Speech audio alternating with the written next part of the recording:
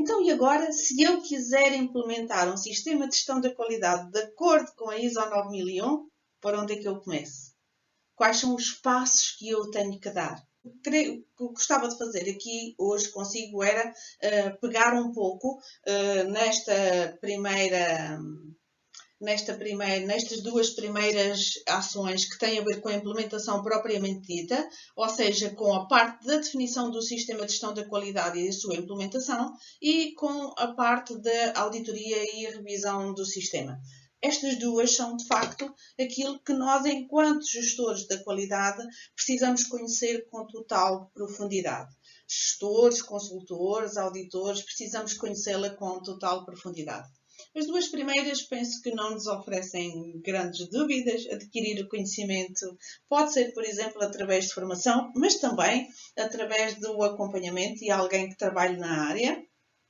O diagnosticar, na prática, consiste em fazer uma pequena auditoria, ou se mesmo que não lhe queiram chamar assim, uma comparação entre aquilo que a norma exige e aquilo que a nossa organização já pretende.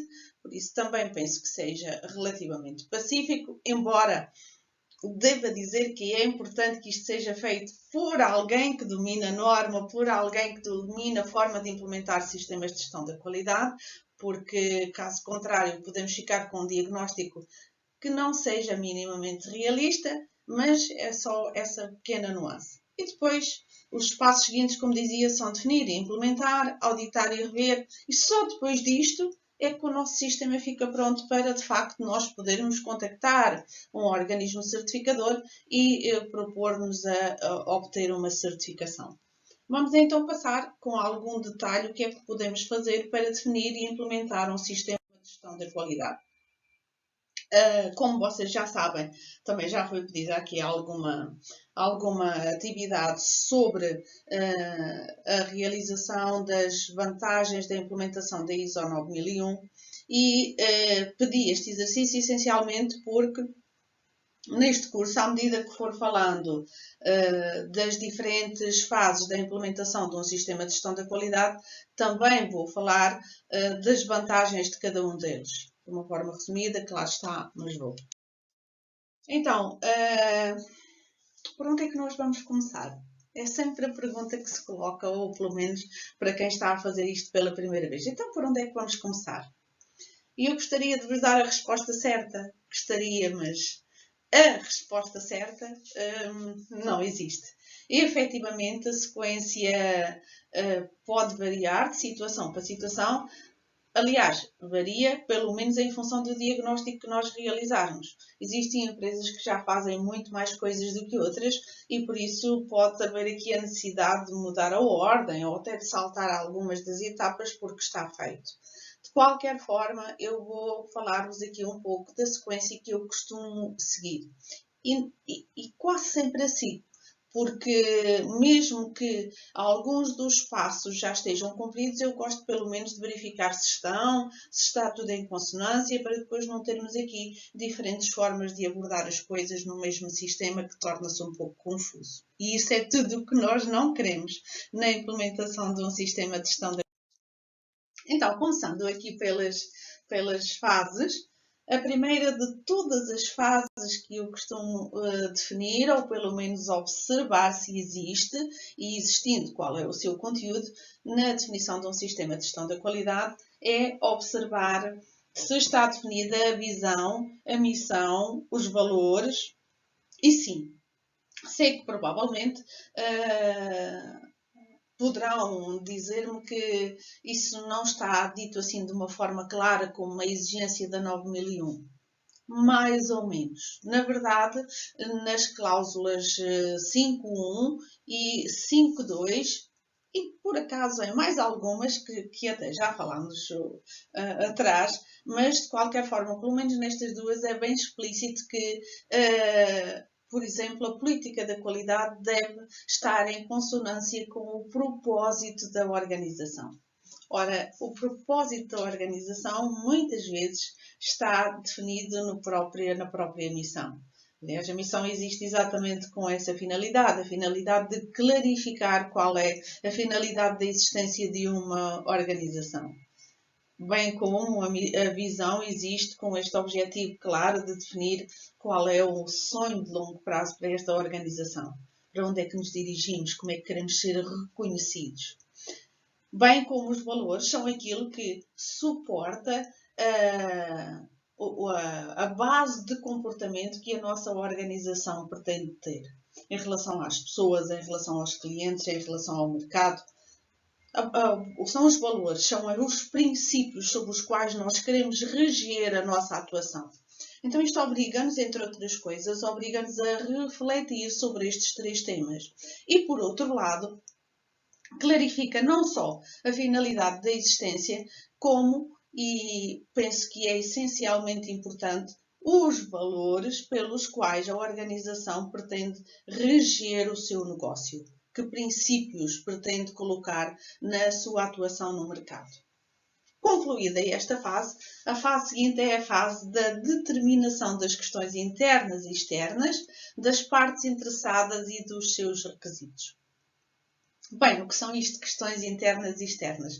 Como vimos na última aula, questões internas e externas é tudo aquilo que de alguma forma pode criar constrangimentos ao meu negócio ou que pode criar aqui algumas oportunidades para a nossa atividade. Claro que aqui estamos a falar essencialmente numa perspectiva do sistema de gestão da qualidade, mas tal como já disse também em aulas anteriores, na verdade o que é importante é que estejamos a falar da gestão da nossa organização e não a fazer aqui coisas à parte.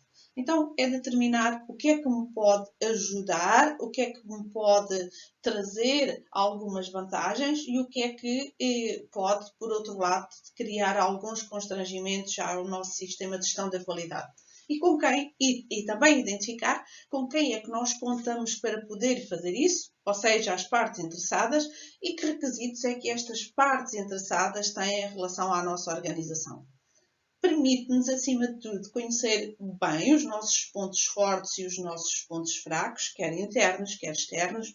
Permite-nos saber com quem contamos para poder, de alguma forma, ultrapassar ou tomar medidas para minimizar ao máximo os pontos fracos e, por outro lado, tentar aproveitar ao máximo os pontos fortes.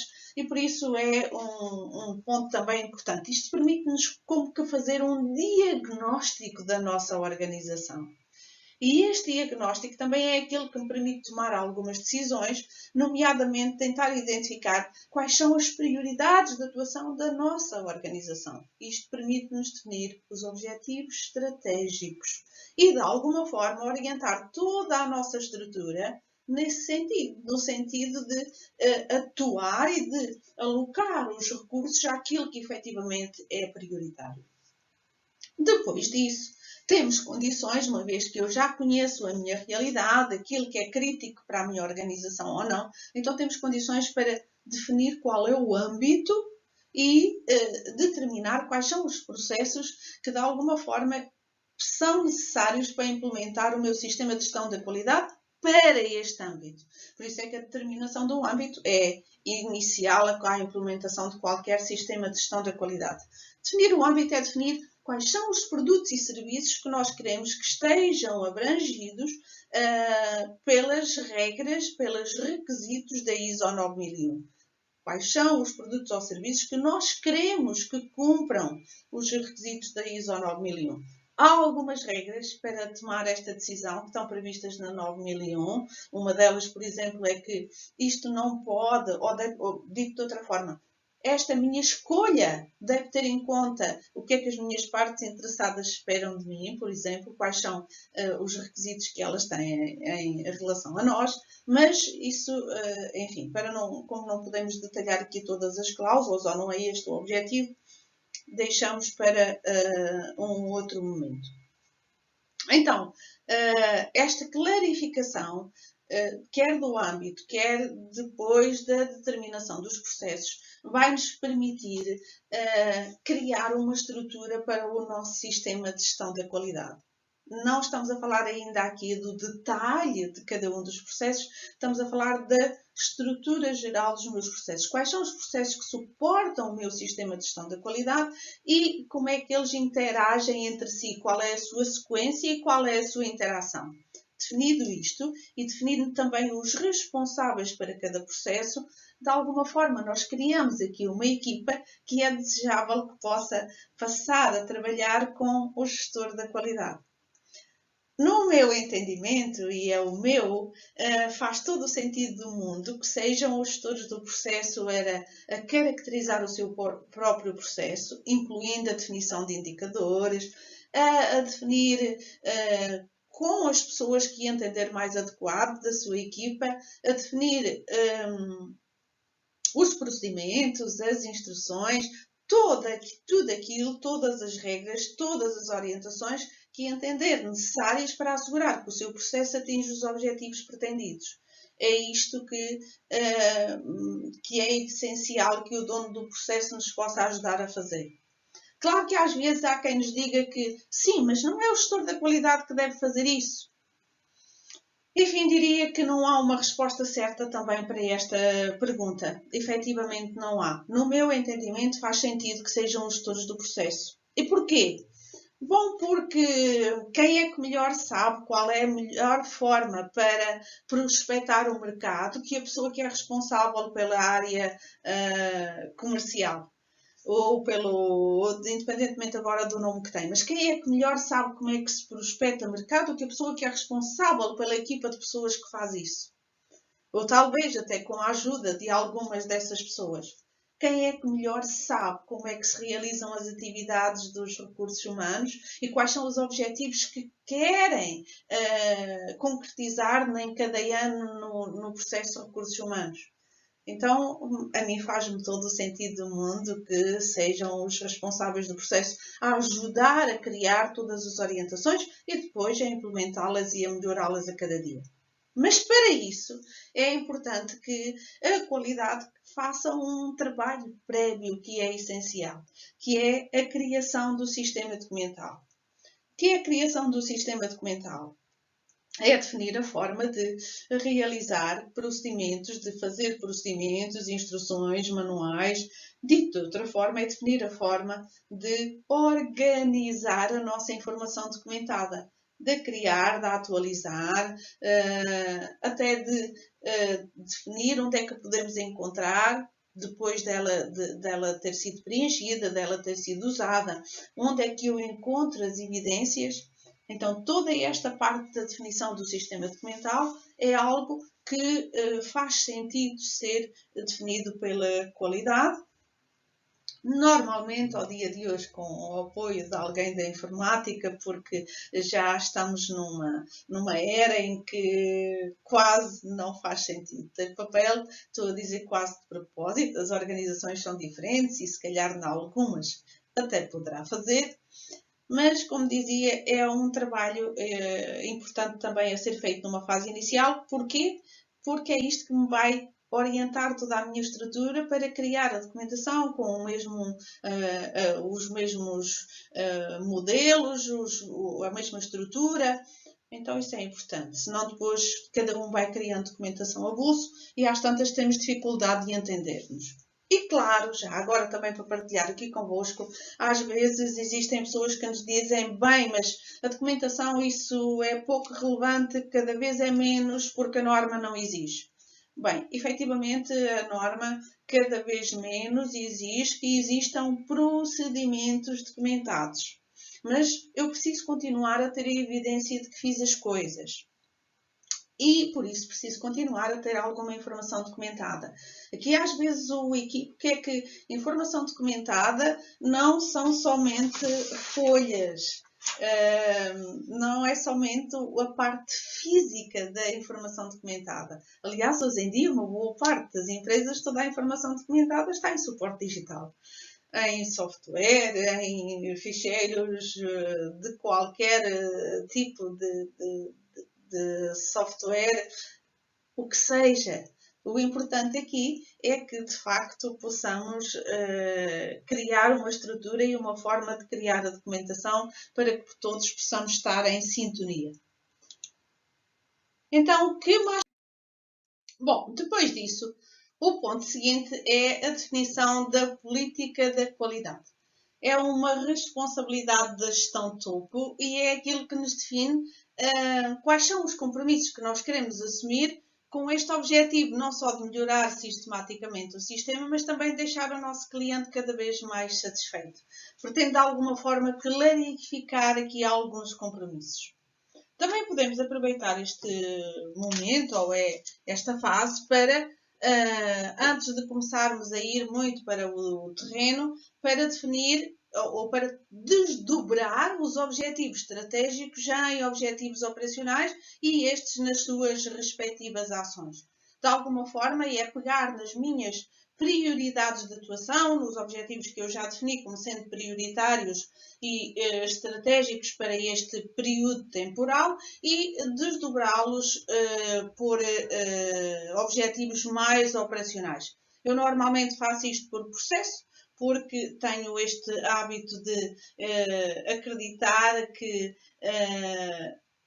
trabalhar por processos ou abordagem por processos implica também eu gerir o resto da minha organização por processo, a documentação, os objetivos, por isso eu faço por processo, mas é indiferente. O importante é que eu os transforme em objetivos mais operacionais, alocando recursos, prazos, tornando-os mensuráveis. É uma forma de assegurar que quais são os objetivos que nós queremos atingir e também quem são os responsáveis por essa concretização, por ir atrás. Depois disto, criamos condições para que os responsáveis dos processos possam começar a trabalhar em todas as vertentes, não só na definição dos objetivos propriamente dito, mas também na definição da informação documentada que é necessária para gerir o seu processo e para assegurar que ele se concretiza em conformidade.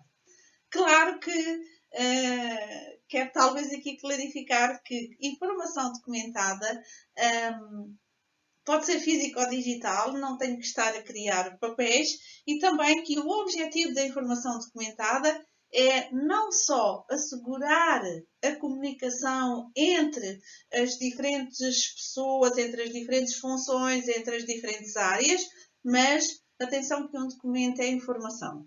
E por isso, quando nós nos preocupamos com a informação documentada, é porque nós precisamos garantir que a informação que nós usamos é a atual. É aquela que interessa em cada momento e que é relevante em cada momento. Ou seja, que não estamos, por exemplo, a fazer uma proposta que, com base num ficheiro informático cujas fórmulas são de há 2 anos atrás. Ou tem as orientações de há 2 anos atrás. Ou que não estamos a usar um ficheiro cujas fórmulas têm uma verificação de produto que é de há 2 anos atrás também. Então é importante que a informação documentada se possa manter atualizada e é por isso que, de alguma forma, é importante criá-la e mantê-la controlada. Então, dentro desta primeira, de qualquer forma,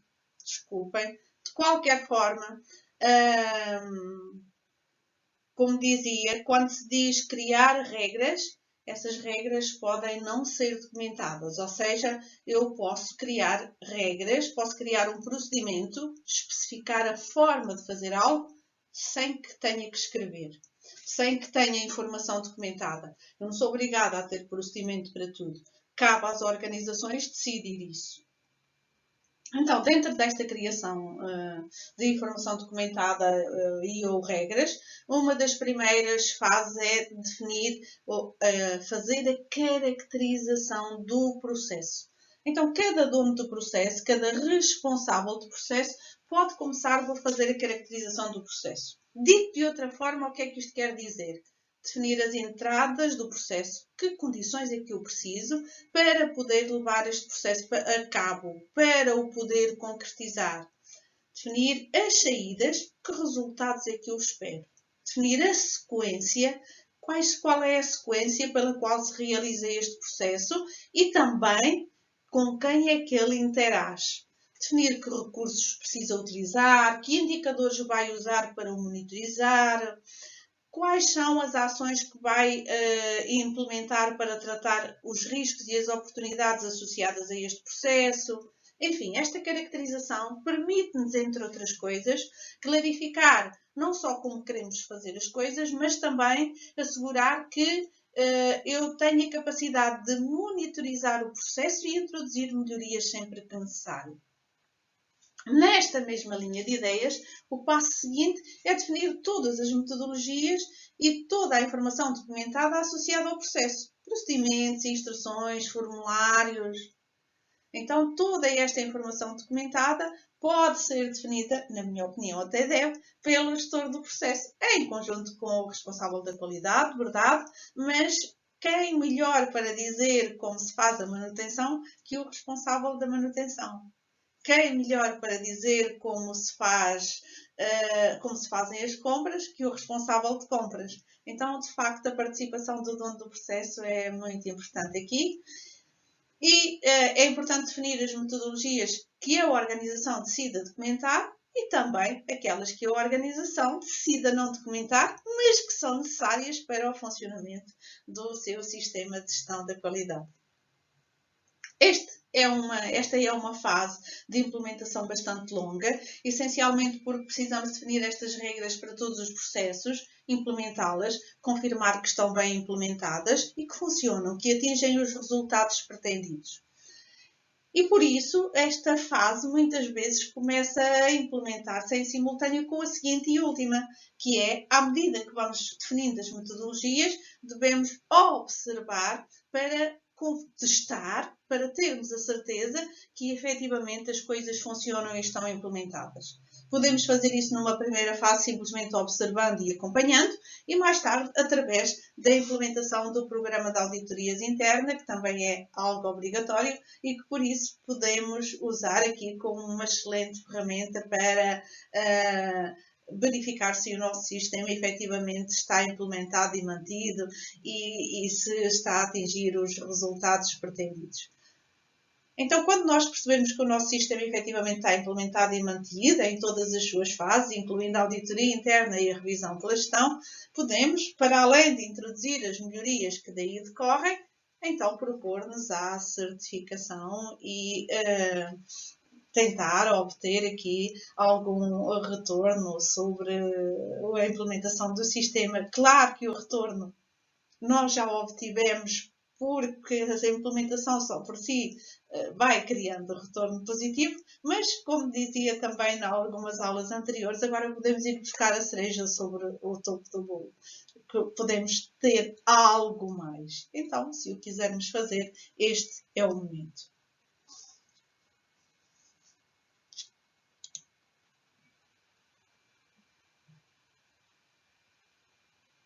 Mais de vos dizer, esta é de facto a última aula que faz parte deste curso. Se achar pertinente, neste meu blog Didasco encontram um conjunto de informação sobre os sistemas de gestão da qualidade, mas encontram lá de forma muito particular para ligar a este tema um que se chama Qualidade, um trunfo a considerar. Se acharem por bem lê-lo, terei todo o gosto. Faço questão de disponibilizar. Espero que esta aula vos tenha, e este curso, de uma forma concreta, vos tenha sido útil e tenha respondido às expectativas.